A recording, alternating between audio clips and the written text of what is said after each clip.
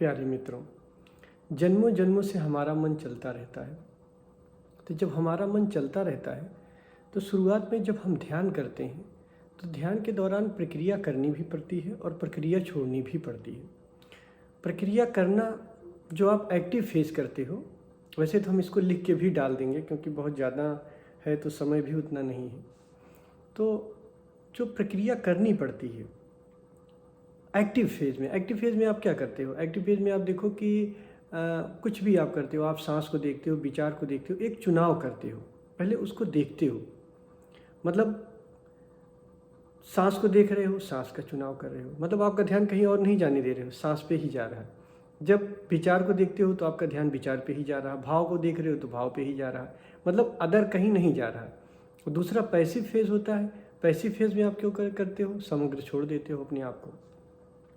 तो जो active phase होता है वो चुनाव का फेज़ होता है और जो पैसिव फेज़ होता है वो चुनाव का फेज़ नहीं होता है, वो प्रक्रिया का फेज़ नहीं है। प्रक्रिया करनी भी है और प्रक्रिया छोड़नी भी है। प्रक्रिया करनी क्यों है? क्योंकि जन्मों जन्मों से मन हमारा चल रहा है, तो जबकि रोकना सहज होता है, लेकिन अब चूँकि इतनी स्पीड है मन की, सदा लगातार चल रहा है, इस जन्म में भी शुरू से लेकर हम मन को चलाए चले जा रहे हैं, तो शुरुआत में उसको रोकने के लिए प्रक्रिया करनी पड़ेगी। प्रक्रिया करने के लिए आपको होश को बढ़ाना है तो प्रक्रिया करनी पड़ेगी। अब आते हैं प्रश्नोत्तरी पे। थोड़ा हम इसलिए डालते रहते हैं कि आप लिखें ताकि एक चर्चा बना रहे, आपका मूड बना रहे कि हाँ हमें ध्यान करना है।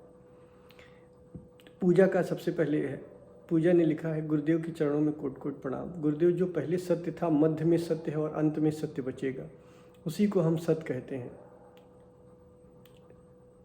सत्य तो शाश्वत होता है, सत्य को हम केवल महसूस कर सकते हैं। आत्मा, प्रकृति और परमात्मा ही सत्य है। सत्य वह है जो मात्र यह बताना है कि कोई वस्तु उसी के जैसे है। बेटा, आप ध्यान अभी करना शुरू किए हो और आपको सांस ध्यान ही करना है। अभी आप सांस ध्यान करो। और आप, सबसे अच्छी बात है कि आप देखिए साधना, आप भगवत कथा कहती हो, भगवत कथा सुनाती हो लोगों को, तो कृष्ण की कथा सुनाती हो, भगवान की कथा सुनाती हो, तो सुनाने में और अनुभव करने में अंतर होता है। आप सुनाती हो, आपको अनुभव करना है। तो और सबसे बड़ी बात है, तुम्हारी हिम्मत की बात है कि क्यों तुम तो कम से कम इस बात के लिए राजी हुई कि तुम्हें अनुभव करना है। नहीं तो जो लोग कथा कहते हैं, कथा सुनाते हैं, हमारे पास बहुत से पंडित लोग आ जाते हैं, वो अगर उन्हें कहो कि आओ हमें आपको ध्यान कराएं, ध्यान करने के लिए उनको प्रेरित करते हैं, तो वो तो बिल्कुल तैयार ही नहीं होते हैं। और जबकि मैं उनकी आंखों में देखता हूँ कि इतना ज्ञान की बातें बता रहे हैं लोगों को, भागवत की बातें बता रहे हैं, लेकिन उनकी आंखों में वो चमक नहीं है, वो शांति नहीं है, वो आनंद नहीं है जो होना चाहिए। एकदम दुखी दुखी हैं। और वो कभी कहते भी हैं, कभी कभी हमसे लोग मिलते भी हैं तो कहते हैं कि कुछ हमें बताइए, आप ध्यान कराते हैं, मैं 24 घंटा मंदिरों में रहता हूँ, भागवत कथा कहता हूँ, बट मेरे भीतर कोई आनंद नहीं है। तो तुम्हारे अंदर सबसे बड़ी खासियत यह है कि तुम इस बात को एक्सेप्ट की कि तुम्हें सत्य का अनुभव करना है। ये बेटा बहुत बड़ी बात है और ये पहला कदम होता है सत्य की। हम भले भागवत की कथा कह रहे हैं, भागवत की कथा लोगों को सुना रहे हैं, लेकिन हमारे भीतर इतनी हिम्मत होनी चाहिए कि हम इसे स्वीकार करें कि अभी मुझे सत्य पता नहीं है, और सत्य पता नहीं है, हमें ध्यान करना है और सत्य तक पहुंचना है। तो बेटा अभी आप सांस ध्यान करो और कायदे से करो। जब ये परिपक्वता हो जाएगी, जब मुझे लगेगा कि अब ये पूरा हो गया, तो मैं आगे का ध्यान आपको करवाऊँगा। और रही बात जो आप इसमें बात बता रही हो, ये बेटा वही बातें आप बता रही हो जो शास्त्र में लिखे हैं। मुझे आपके अनुभव से ज्ञान चाहिए और वो जब आएगा तो मुझे अच्छा लगेगा। दूसरा दुर्गेश जी ने लिखा है, आपके आदेश से जो कुछ लिख रहा हूँ ये मेरा अनुभव नहीं है। गुरुदेव, सत्य के अनुभव के लिए स्वबोध या आत्मज्ञान आवश्यक है, जो होश में आने के बाद ये चेतना की अवस्था में ही प्राप्त होता है, चैतन्य की अवस्था में ही प्राप्त होता है। चैतन्य की अवस्था किसी प्रक्रिया से प्राप्त किया जा सकता है, या फिर ये जानकर कि चैतन्य मेरा स्वभाव है। मैं शरीर मात्र नहीं हूँ, मैं शरीर मात्र नहीं हूँ, मैं चैतन्य हूँ। ये साधक की अवस्था पर निर्भर करता है। पर मैं अपने विषय में जानता हूँ कि मुझे गुरु और प्रक्रिया दोनों की आवश्यकता है। अभी मैं बेहोशी में हूँ और अज्ञानी हूँ। मेरी बौद्धिक सोच है, ऐसा मेरा, ये मेरा बौद्धिक सोच है। गुरुदेव ही सत्य जानते हैं साधन में। पता है, आपका साधारण होना, आपका सरल होना ही सबसे बड़ी बात है। मुझे आपके बारे में सबसे अच्छा ये लगता है कि आप बहुत सरल हो। और जो व्यक्ति सरल होता है, जो व्यक्ति ये कह देता है कि मुझे ज्ञान नहीं है, वो ज्ञान की पहली सीढ़ी पे कदम रख देता है। तो अज्ञानी होना, अगर हम सत्य के रास्ते पर चल रहे हैं और हम ये मान लें कि हम अज्ञानी हैं, तो समझ लीजिए ज्ञान की पहली सीढ़ी चालू हो गई। सुकरात कहता था, और ये मैं भी कह रहा हूँ, मेरा भी अनुभव है कि अगर आपको ये पता चला कि आप अज्ञानी हैं, आपको प्रक्रिया की आवश्यकता है और गुरु की भी आवश्यकता है, तो समझ लीजिए पहली सीढ़ी शुरू हो गई, ज्ञान की पहली सीढ़ी शुरू हो गई, ज्ञान की अवस्था शुरू हो गई, क्योंकि हमारा ज्ञान हमको दिखने लगा। और रही बात जो आपके अनुभव की नहीं है, तो उस बात पे हम अभी चर्चा ही नहीं करेंगे। बट आपकी सरलता ही सबसे बड़ा समर्पण है, आपकी सरलता ही सबसे बड़ी अच्छाई है, और बस यही आपको पार करेगी। अभी आप सांस ध्यान कर रहे हैं और मुझे अच्छा है, करते रहिए। और मैं चाहता हूं कि जो आपने लिखा है गुरुदेव सत्य के अनुभव के लिए स्वबोध या आत्मबोध आवश्यक है, जो होश में आने के बाद या चैतन्य की अवस्था में ही प्राप्त होता है। चैतन्य अवस्था किसी प्रक्रिया से प्राप्त किया जा सकता है, या फिर ये जानकर कि चैतन्य मेरा स्वभाव है। अनुभव से ही प्राप्त किया जा सकता है। अगर हम अनुभव कर लेते हैं कि हम कौन हैं, हमें खुद का अनुभव हो जाए किसी तरीके से, सजगता से, तो ये चीज़ हमें मिल जाता है। लेकिन अभी हम इस पे बात नहीं करेंगे, हम सिर्फ आप पे बात करेंगे। आपकी सरलता सबसे सुंदर है और आपकी निरअहंकारिता सबसे सुंदर है। तो अभी इसी स्वभाव में जिए। हाँ, यहाँ कभी कभी एक चीज़ और हो जाता है कि आप सरल हैं, निरअहंकार हैं, बट कभी भी ये ध्यान रखिएगा कि जो सरल होता है और निरअहंकार होता है, कभी कभी उसकी निरअहंकारिता का भी ईगो आने लगता है। मतलब कि एक तरीके से कि आपको ये भी ना आए कि हम निरअहंकारी हैं, क्योंकि निरअहंकारिता का भी अहंकार खतरनाक है।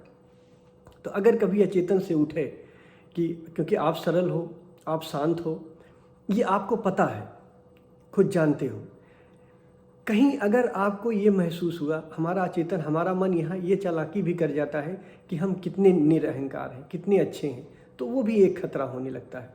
तो वहाँ भी हमें सजग रहना है, अलर्ट रहना है कि हम वहाँ भी न चूकें। तो बहुत अच्छा है, आप सांस ध्यान कर रहे हैं और सुंदरतम है। अगले आदेश तक आप यही करें और जल्दी ही आगे की प्रक्रिया में हम लोग बात करेंगे। फिर अगला पुनीत जी ने लिखा है, सत्य सहज है, सहजता भी सत्य के अनुभव की कुंजी है।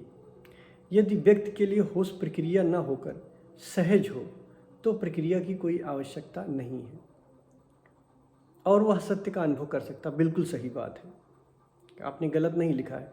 लेकिन क्या होता है कि जब शुरुआत में ध्यान करना सहज नहीं होता है, जैसे आपने लिखा है, यदि व्यक्ति के लिए होश प्रक्रिया न होकर सहज हो, तो प्रक्रिया की कोई आवश्यकता नहीं होता। लेकिन शुरुआत में जब कोई साधना करता है तो उसका ध्यान सहज नहीं हो पाता है, उसे प्रक्रिया का सहारा लेना पड़ता है। क्यों? क्योंकि सहज होना उस समय बहुत टफ होता है, जब हम बहुत से विचारों से भरे हों, बहुत से अपने द्वंद्व से भरे होते हैं। अब आप सहज हुए ना, सहजता के लिए काफ़ी प्रयास करना पड़ा, तो पहले प्रक्रिया करनी पड़ती है, फिर सहजता आती है। अगर सहजता आ जाती है तो फिर वो एक तरीके से अपने आप परिपूर्णता आने लगती है, लेकिन प्रक्रिया शुरुआत में करनी पड़ती है। अब आपने लिखा ना, यदि व्यक्ति के लिए होश प्रक्रिया ना होकर सहज हो, लेकिन यही नहीं हो पाता है, सहज शुरुआत में नहीं। अब आपके लिए भी देखा जाए, आपकी भी सहजता बहुत बाद में आई ना, जब आपने ध्यान किया, पैसिव फेज एक्टिव फेज में गए, एक्टिव से पैसिव में गए, फिर आप अब सच में मैं कह सकता हूँ कि आपके भीतर सहजता आई है और ये शुभ है, ये सहजता अच्छी है। फिर आगे आपने लिखा, आवश्यकता नहीं है, वह सत्य का अनुभव कर सकता है, वही प्रक्रिया अभ्यास से पूर्णतः सहज हो जाए तो बाधा नहीं है। बिल्कुल आपके केस में यही हुआ। संतोष ने आगे लिखा है, प्रभु ज्ञान मेरे समझ में नहीं आता, भगवान मेरा समर्पण भाव है, आपके बताए हुए ध्यान रूपी रास्ते पर चलते चलते सत्य का अनुभव काफ़ी हद तक हो गया है, इसके लिए आपको सत सत नमन। और इतना अनुभव कर लिया हूँ कि आपके सिवाय कुछ भी नहीं है,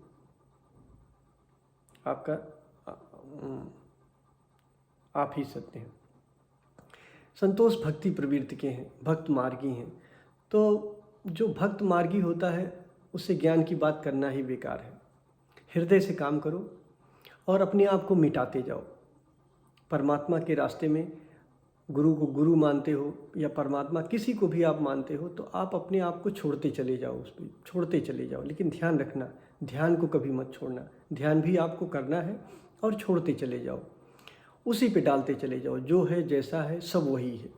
धीरे धीरे जब आप मिट जाओगे, जब आप मिट गए, मैं मिट गया, तो तू भी नहीं रहा, मैं और तू गया तो दोनों ही चले जाते हैं। अब ना मैं रहा ना तू रहा, आप भी, भक्त भी वहीं पहुंच जाता है जहाँ पे ज्ञानी पहुंचता है।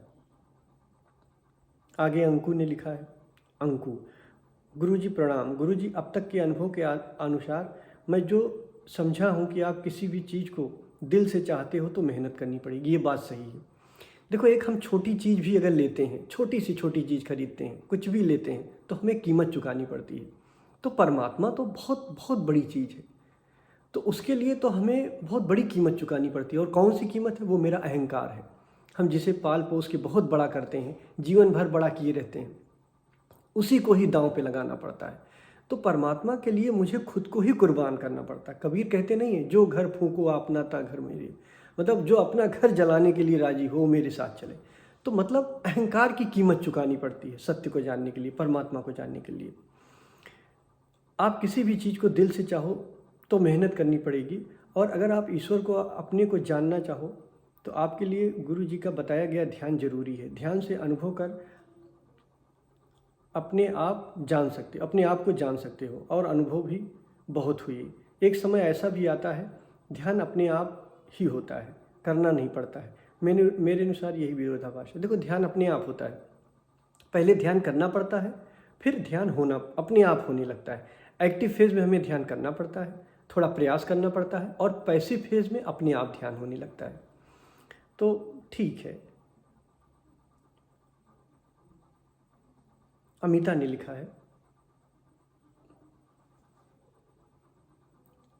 अमिता का भी, तुमने भी ध्यान बहुत अच्छे से किया है और काफ़ी अच्छे अनुभव तुम्हारे रहे हैं। और मैं ये जानता हूँ, मैं ये देखा हूँ कि हाँ, बहुत गहराई तक गई हो। बहुत कम ऐसे लोग जा पाते हैं।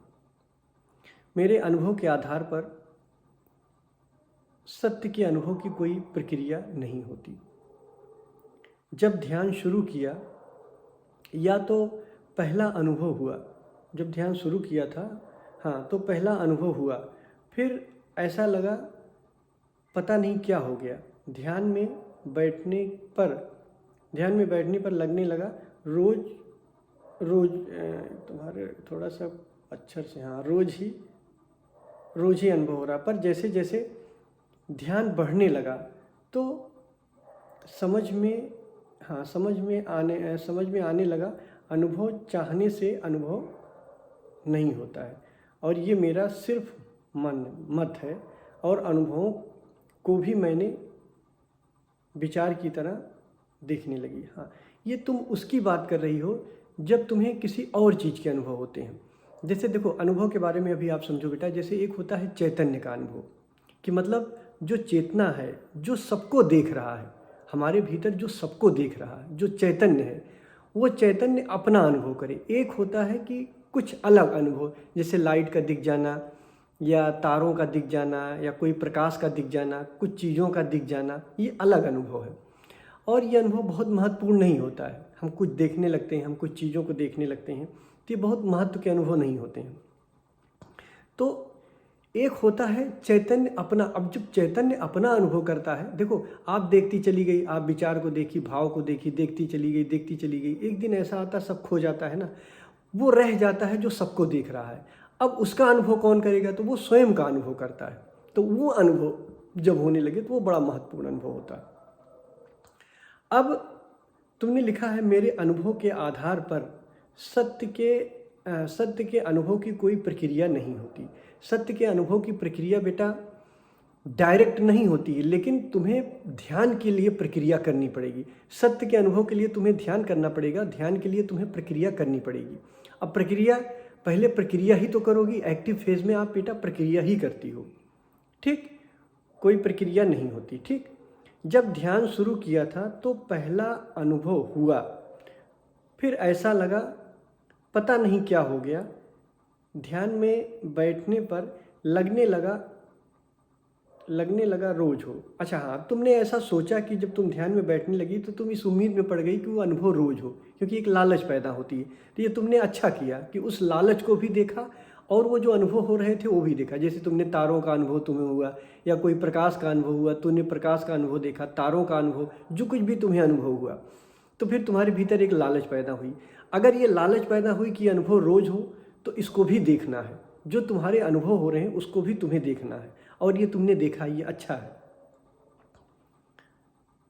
ठीक, पर लगने लगा रोज हो। पर जैसे जैसे ध्यान बढ़ने लगा तो समझ में आने लगा अनुभव चाहने से नहीं होते, क्योंकि उस समय तुमने अनुभव चाहा। जब तुमने अनुभव नहीं चाहा तो अनुभव हो रहे थे, अब जब तुम चाहने लगी तो अनुभव नहीं हो रहे। यही मैं आप लोगों से बताता रहता हूँ कि ध्यान में कुछ मत चाहो, अगर चाहोगे तो वो खो जाएगा। और वो अनुभव बहुत महत्व का भी नहीं होता है, जो हमें बाहरी अनुभव होते हैं या जो कुछ ऐसे अनुभव होते हैं। बस ये रहता है कि हाँ, हमारी जो ध्यान की अवस्था है वो बढ़ रही है। जैसे अगर कुछ दिव्य अनुभव होने लगते हैं, कोई प्रकाश के अनुभव हुए, या हम कुछ देख रहे हैं, कुछ अशरीरी अनुभव होने लगा हमें, तो बस वो इतना ही शो करता है कि आपकी यात्रा थोड़ी अच्छी चल रही है। लेकिन वो परिपूर्णता नहीं है, उसका भी लालच नहीं करना है। वो भी आए तो देखना चाहिए। तो तुमने ठीक लिखा कि वो आया तो उसको भी मैं देखने लगी। और चाहने से नहीं होता है, तो चाहना ही नहीं है, चुनाव ही वहाँ गलत है, ये भी सही है। और मेरा सिर्फ मत है, क्योंकि तुम्हारा मत तुम्हारे अनुभव से है। अच्छा है तुमने अपने अनुभव से लिखा है, और अनुभवों को भी मैंने विचार की तरह देखने लगी। ठीक, तो ध्यान सहज है, और होना ही है सहज, खुद होने लगता है। ठीक, उसके बाद ये ज़बरदस्ती और जल्दबाजी से नहीं होता है, इसलिए ये कोई प्रक्रिया नहीं है। आपका बहुत बहुत धन्यवाद। हाँ, आपने लिखा है कि कोई प्रक्रिया नहीं, तो ठीक है, वो बाद के अनुभव जो होते हैं, जो हमें सहज होने लगते हैं, वो प्रक्रिया नहीं है। पैसिव फेज कोई प्रक्रिया नहीं है, जो अपने आप होने लगता है।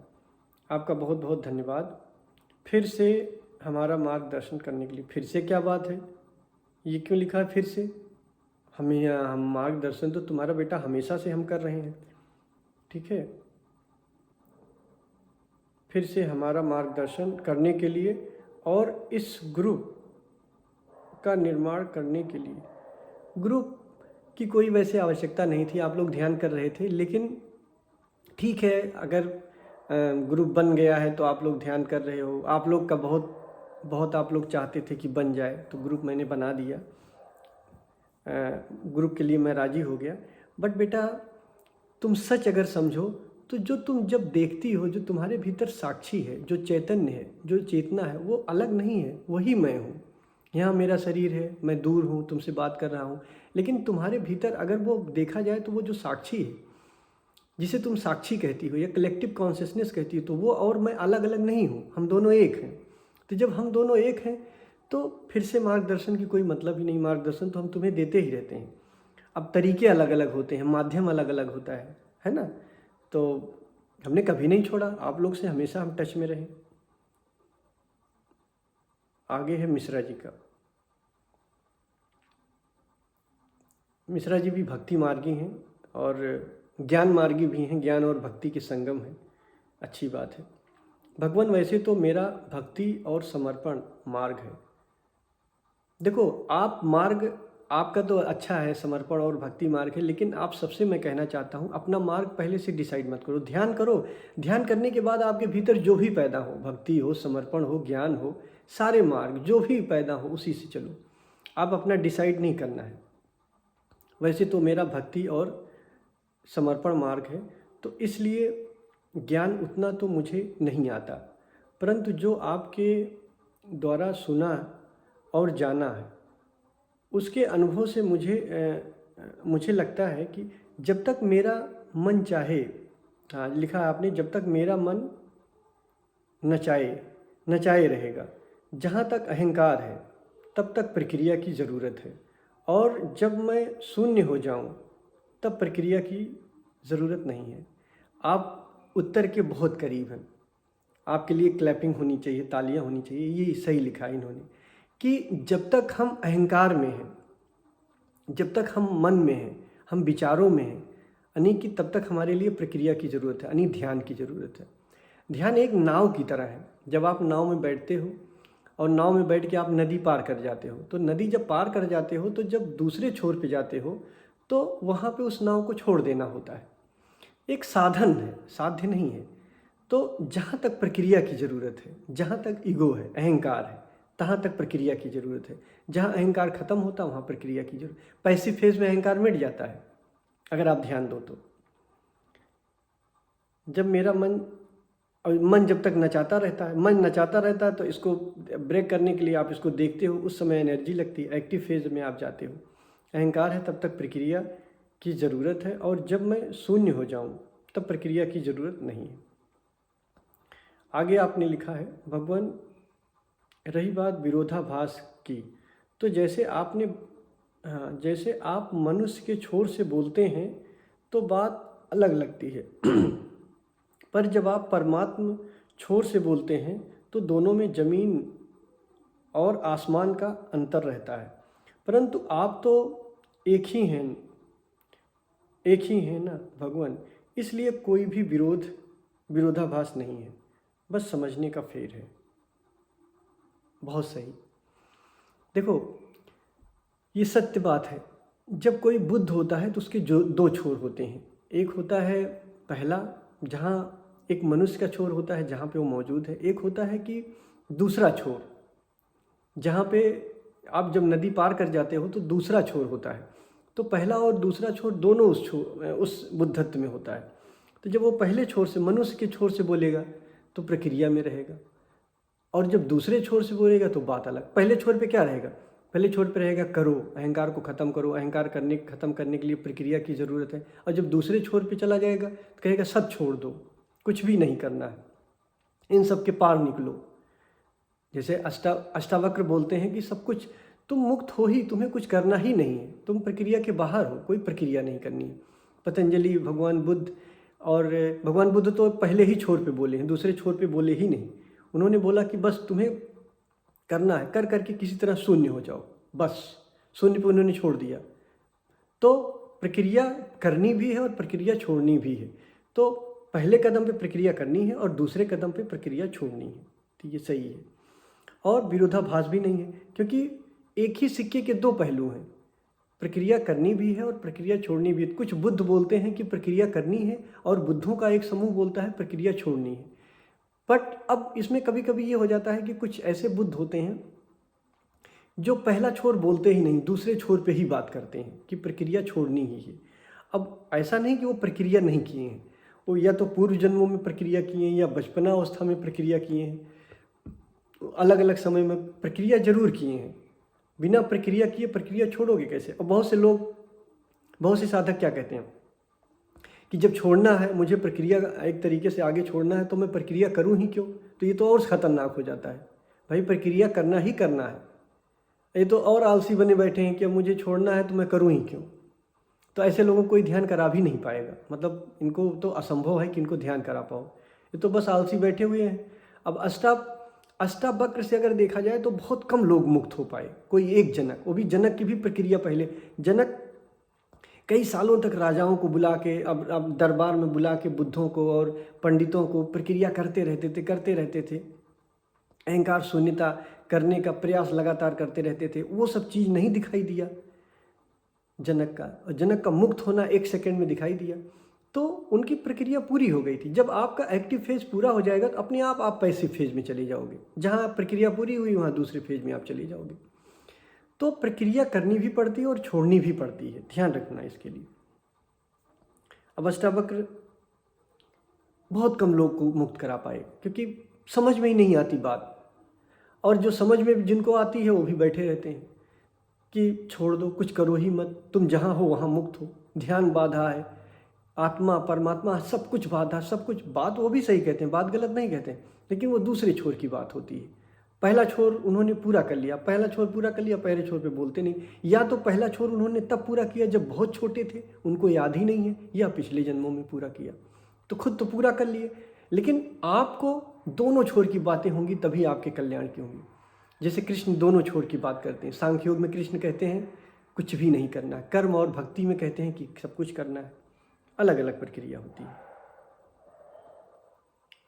भारत ने लिखा है, मिश्रा जी का हो गया, अब भारत ने लिखा है, प्रणाम गुरुजी, मेरे अनुसार ध्यान के शुरुआत में प्रक्रिया जरूरी होती है और बेसिक लेवल पर ध्यान के बढ़ने के साथ साथ प्रक्रिया जरूरी नहीं रह जाती है। ये सहज ही होता है, जरूरी नहीं लगती। सिर्फ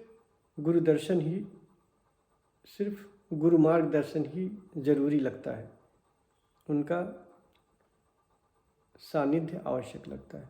हाँ, सही लिखा है आपने भी कि शुरुआत में प्रक्रिया की ज़रूरत है, बाद में प्रक्रिया की ज़रूरत, जब सहज होने लगे तो प्रक्रिया की कोई ज़रूरत ही नहीं है।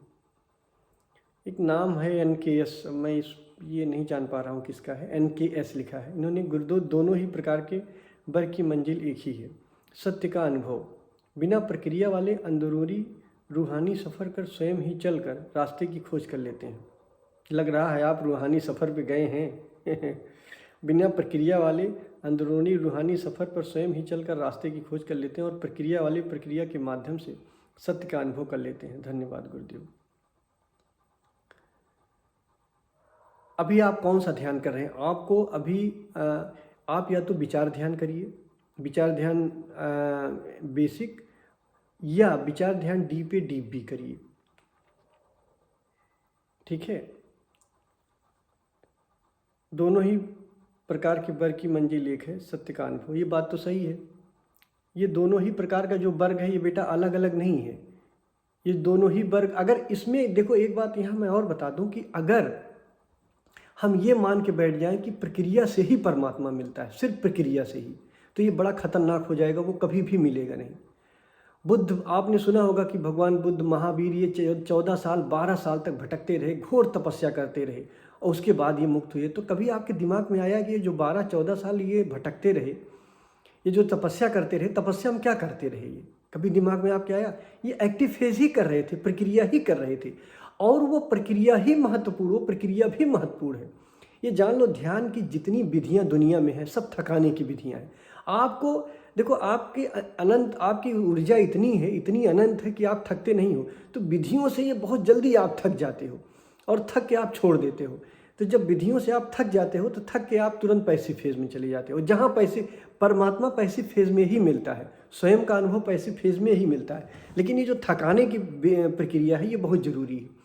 तो ये जरूरी है। पहली प्रक्रिया जो एक्टिव फेज है ये थकाने की है। ध्यान की कोई भी प्रक्रिया जो भी आपकी करते हो, किया जाता है, वो थकाने की है। ये जो 12 साल भगवान बुद्ध भटकते रहे, ये 12 साल महावीर भटकते रहे, ये जो एक्टिव फेज की प्रक्रिया में रहे, यही प्रक्रिया जाके इनको पैसिव फेज। आपने सुना होगा कि भगवान बुद्ध इतने सालों तक 10 साल 12 साल तक तपस्या करते रहे, फिर एक दिन थक के सब कुछ छोड़ दिए, एक पेड़ के नीचे बैठ गए, और पेड़ के नीचे बैठ गए और देखते रहे वो तारा, और देखते देखते तारे की आखिरी समय में, जो सुबह के भोर के समय में मुक्त हो गए। क्या हुआ? पैसिव फेज घटा, क्योंकि इतने उब गए, इतना भयंकर पैसिव फेज कर रखा था कि अब पैसिव फेज बचा ही, एक्टिव फेज बचा ही नहीं, इतना भयंकर एक्टिव फेज कर रखा था। तो जब एक्टिव फेज बता नहीं और सडन पैसिव फेज में पहुंचे, अगर कायदे से एक्टिव फेज पक गया आपका, पैसिव फेज में पहुंच गए, मुक्ति आसान है, फिर वहीं से हो जाती है।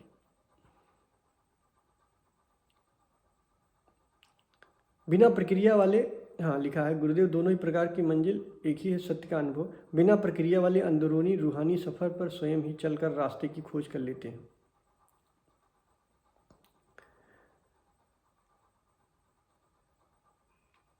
बड़ी इंटरेस्टिंग बात लिखी है आपने, लिखी है कि बिना प्रक्रिया वाले अंदरूनी रूहानी सफ़र पर स्वयं ही चलकर रास्ते की खोज कर लेते हैं। कोई रूहानी सफ़र वफ़र नहीं, कहीं जाते नहीं हैं, कुछ ऐसा रूहानी सफ़र पे चलना नहीं होता बेटा। बस जब आप प्रक्रिया में उतरते हो तो प्रक्रिया आपको थका के पैसिव फेज़ में पहुंचा देती है और उसी फेज़ से आप स्वयं में पहुंच जाते हो। और ये दो अलग अलग टाइप के व्यक्तित्व तो नहीं है। अगर दो अलग व्यक्तित्व हो गए, प्रक्रिया वाले और गैर प्रक्रिया वाले, तो मुक्ति असंभव है। मतलब अगर हम खाली पैसिव फेज़ ही लेके चलें कि मैं पैसिव फेज़ में ही रहूँगा, मैं कभी भी एक्टिव फेज़ में नहीं जाऊँगा, तो आपका ध्यान ही नहीं शुरू हो पाएगा। और अगर एक्टिव फेज़ को ही आप लेके बैठ जाओगे, ठीक, तो भी आप कभी, दोनों, आप ये जान लो आपको नाव में बैठना भी है और जब आपका किनारा आ जाए तो नाव को छोड़ना भी है। अब आगे है प्रियंका का। प्रियंका भी बहुत ही भक्ति मार्गी है और शुभ है। जो इसके अंदर से, जो भी इसके अंदर से निकलता है, हृदय से निकलता है, हृदय मार्गी है। प्रणाम गुरुदेव, चरण स्पर्श। भगवान, ज्ञान की इतनी बड़ी बड़ी बातें मेरी समझ में नहीं आती, ज़रूरत ही नहीं ज्ञान की बातें समझने की। मेरे लिए सत्य भी आप हैं, शिव भी आप हैं, आप ही सब कुछ हैं। भगवान, बुद्धों की बड़ी बड़ी बातें मेरी समझ में नहीं आती, कोई ज़रूरत ही नहीं है। देखो, यही एक ऐसा सत्य है जो हमारा स्वभाव है। बहुत मूर्ख भी उपलब्ध हो जाता है और ज्ञानी भी उपलब्ध हो जाता है। बहुत जिनका बहुत ज्ञान मार्गी है वो भी चले जाते हैं, और भक्त जो समर्पण, जो हृदय से होते हैं, वो भी पा जाते हैं। तो दोनों तरह के लोग पा जाते हैं। तो इसमें हमें सोचना ही नहीं है कि हमें बड़ी बड़ी ज्ञान की बातें हम समझें। हृदय बहुत, हृदय ही परिपूर्ण होता है और बड़ा रसपूर्ण होता है। भक्ति मार्गी आनंद का मार्ग होता है और इसके रास्ते से ही आनंद छलकता रहता है। जब रास्ता होता है वही बड़ा आनंदपूर्ण होता है, रसपूर्ण होता है। और पूर्णता, रास्ता ही आनंदपूर्ण होता है, और इसकी पूर्णाहुति होती है तो परम आनंद की होती है। तो भक्ति मार्ग बहुत ही सुंदर मार्ग है, और जिसका भक्ति मार्ग है वो भक्ति आराम से करें। ध्यान हमारे हर तरह के हैं। अगर आप देखो, ध्यान एक औषधि है। भक्ति से आप ग्रहण करो कि ज्ञान से ग्रहण करो, किससे आप करते हो। तो अगर भक्ति से आप ग्रहण करते हो तो सुंदर है।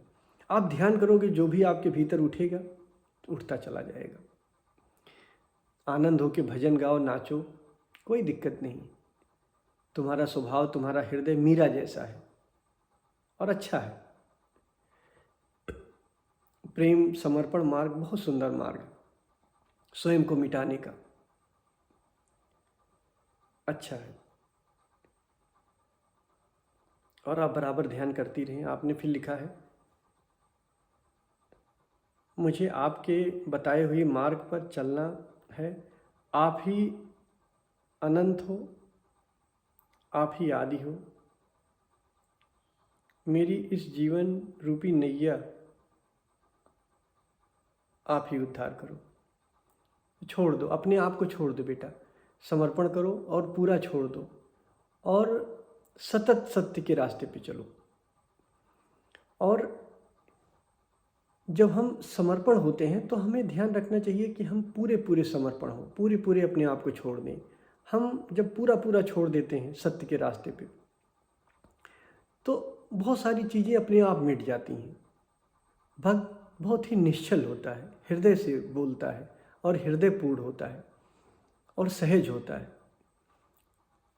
उसको ज़्यादा पीड़ा नहीं होती है, क्योंकि जिसका जो मार्ग होता है, आप ध्यान करोगे तो ध्यान के भीतर जो आपका मार्ग होगा वो आपका बढ़ता चला जाएगा।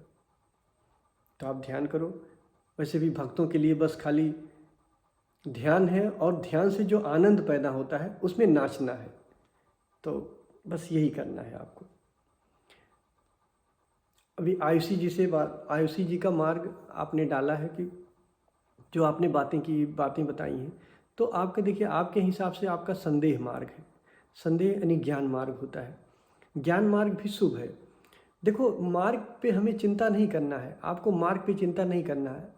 जो आपने बोला है, जो आपने मुझे भेजा है, वो काफ़ी हद तक मुझे सही लगा, उसमें कहीं कोई त्रुटि नहीं है। और ये जो संदेह मार्ग है, सबसे पहली बात तो हमें अपना मार्ग नहीं बदलना है। संदेह मार्ग है तो आप क्वेश्चन करो, आप ज्ञान की बातें पढ़ो, आप सोचो, एनालिसिस करो, क्वेश्चन करो, और उस क्वेश्चन में और जो आए उसको और क्वेश्चन करो और क्वेश्चन करो। तो अपने भीतर धीरे धीरे क्वेश्चन करते करते क्वेश्चन गिरने लग जाते हैं। जैसे मैं कहता हूँ कि कभी पूछो मैं कौन हूँ, आप अपने भीतर पूछो कि मैं कौन हूँ। आप ज्ञानी हो, ज्ञान मार्गी हो, आपको ये पूछना है मेरे भीतर कि मैं कौन हूँ। आप देखती चली जाओ, पूछती चली जाओ, पूछती चली जाओ, एक समय ऐसा आएगा आपके भीतर कि देखो, शुरुआत में जब आप ये पूछने लगोगी मैं कौन हूँ तो कोई उत्तर नहीं आता है, ठीक। फिर जब और पूछने लगोगी तो आपका मन ही कोई उत्तर दे देगा कि आप परमात्मा हो, आप आत्मा हो, ये सब मानो ना। कोई भी अगर उत्तर मन से आ जाए तो ये मानो मत, आप पूछती हुई चली जाओ मैं कौन हूँ, मैं कौन हूँ, मैं। फिर एक दिन ऐसा आएगा कोई उत्तर नहीं आएगा, कोई भी उत्तर नहीं आएगा, एक अनुभव आएगा, वही आप हो। यहाँ आपको बताना कुछ संभव नहीं कि हम आपको क्या बताएं क्या ना बताएं कि आप कौन हो। आप बस ध्यान करती रहो। जैसे जो ध्यान आपको बताया गया आपके लिए सबसे अच्छा डीप भी है। होश होश को बढ़ाती जाओगी, जब आप होश होश को बढ़ाती जाओगी तो धीरे धीरे एक दिन ऐसा आएगा कि विचार करते करते करते करते करते करते ये विचार खोने लगेंगे। जहाँ से पैदा होते हैं, जिस चैतन्य से ये पैदा होते हैं, हम वहाँ खोने लगेंगे। तो जब खोने लगेंगे तो अपने आप आपको ये पता चल जाएगा कि इसकी उत्पत्ति कहाँ से है, आपके है, आप से है, स्वयं से है। तो जो कलेक्टिव कॉन्शियसनेस है, जो सजगता है, आप वहाँ तक पहुँच जाओगी। और वो कलेक्टिव कॉन्शियसनेस ऐसी नहीं है कि मुर्दा है, वो कलेक्टिव कॉन्शियसनेस बिना इंद्रियों के ही अपने स्वभाव का अनुभव कर सकती है। ये बहुत बड़ी बात है। जैसे इस स्पेस में है, इस स्पेस में भी वो कलेक्टिव कॉन्शियसनेस है। अब वो बिना इंद्रियों के, जैसे आपको अनाहत सुनाई देता है, अगर आपको अनाहत सुनाई देगा तो आप देखोगे अनाहत जो सुनाई देता है वो बिना इंद्रियों, कान की ज़रूरत नहीं, कान बंद कर लोगे तब भी वो आवाज़ आएगी। तो वैसे इस अवस्था में यहाँ पे भी वो आवाज़ आ रही है, बिना इंद्रियों के भी वो सुनाई दे रही है। मतलब बिना इंद्रियों के भी वो अपना अनुभव कर सकती है, जो कलेक्टिव कॉन्शियसनेस है। तो एक दिन आपको उसका पता चल जाएगा। तो शुभ है जिसका जो मार्ग है, यहाँ मार्ग की बात नहीं। सबसे खुशी की बात है ध्यान। ध्यान मार्ग ऐसा है, देखो मैं जो ध्यान बनाया हूँ वो एक्टिव भी है और पैसिव भी है, प्रक्रिया भी है और प्रक्रिया छोड़नी भी है। वो दोनों परिपूर्ण ध्यान है। जो मेरा ध्यान है वो पूर्ण है।